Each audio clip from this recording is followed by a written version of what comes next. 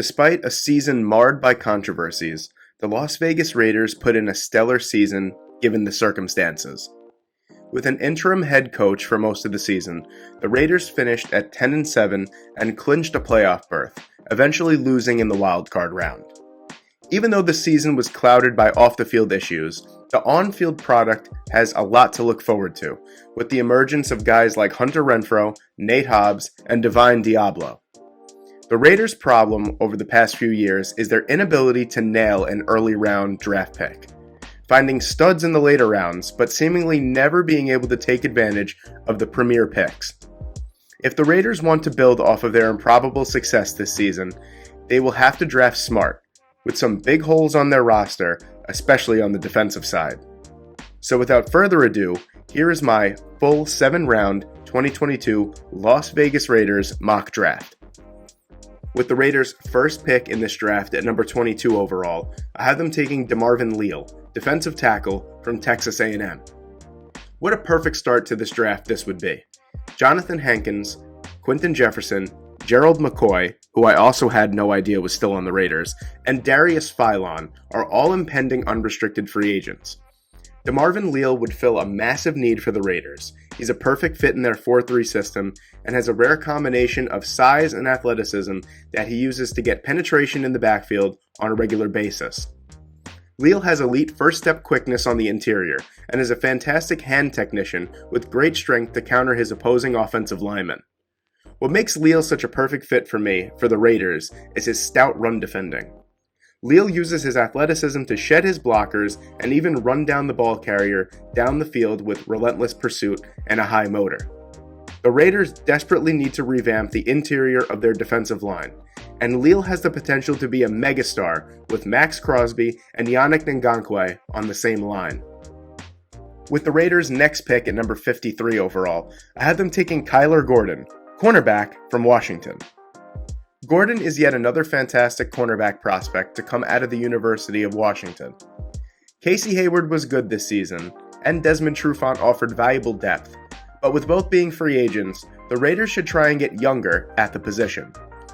Kyler Gordon is an exceptional athlete with explosive and dynamic movement.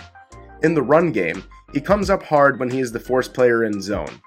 He is an eager participant in the run game and does a good job as a tackler on the perimeter and in space as a core special teamer. In the passing game, he is exceptional. His outstanding agility and quickness in coverage helps him stay in phase.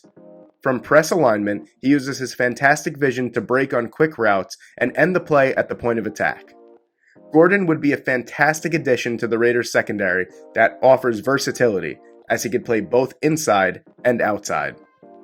With the Raiders' next pick at number 86 overall, I had them taking Rasheed Walker, offensive tackle from Penn State. Brendan Parker struggled mightily at the right tackle position this past season, and 2021 first-round pick Alex Leatherwood struggled so badly that they moved him to right guard. Rasheed Walker has been a staple on the blind side of the line for the Nittany Lions for the last 3 seasons. He is a wide-body offensive tackle who offers excellent length and athleticism. As a pass blocker, Walker shows very good foot quickness to get depth in his pass sets and mirror edge defenders. He can change direction quickly and redirect to stunts and inside counters. Walker displays excellent anchor and is very good with his hands, showing very good hand strength and punch timing. Walker is a little light at 312 pounds. I think he would be best suited to take over for Parker at the right tackle position at the next level for now. With the Raiders' next pick at number 122 overall, I have them taking Romeo Doubs, wide receiver from Nevada.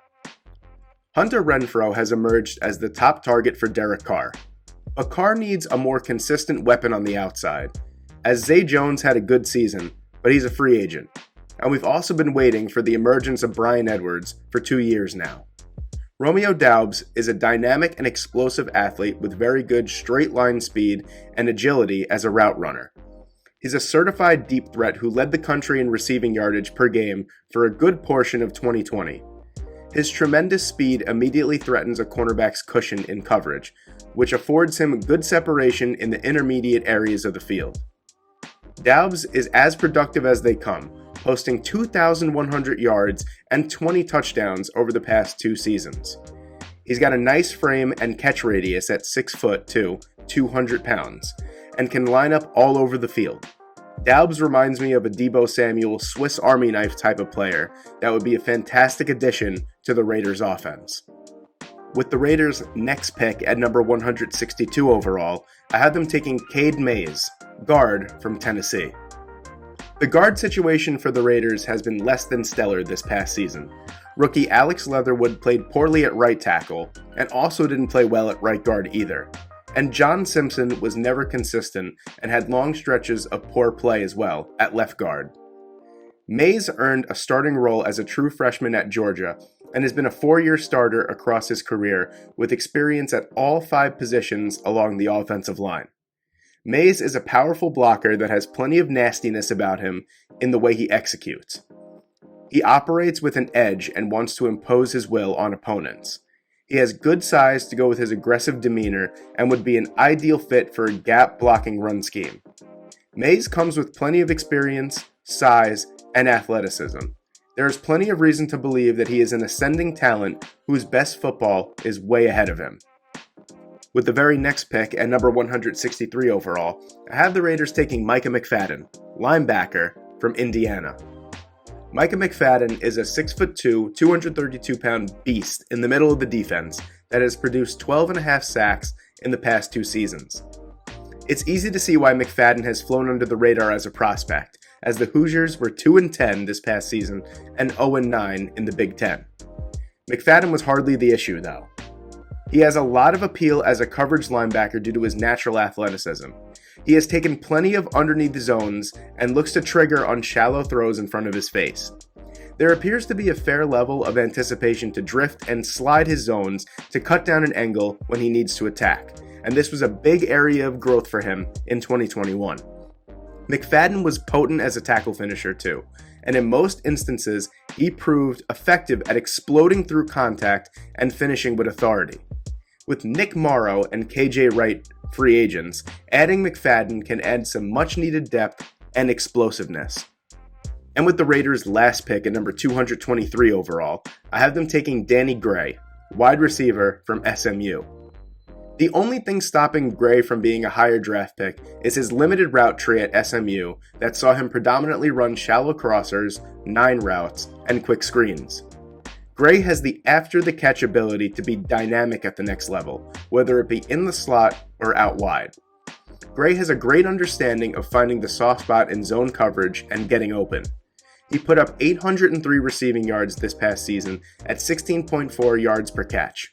With the Raiders thin at the wide receiver position, drafting a developmental Y or Z receiver in the 7th round that could potentially be a long-term weapon is well worth it. Gray definitely has the talent. It's a matter of coaching at the next level. And I've said it once, I'll say it again. You can never have too many receivers in today's NFL.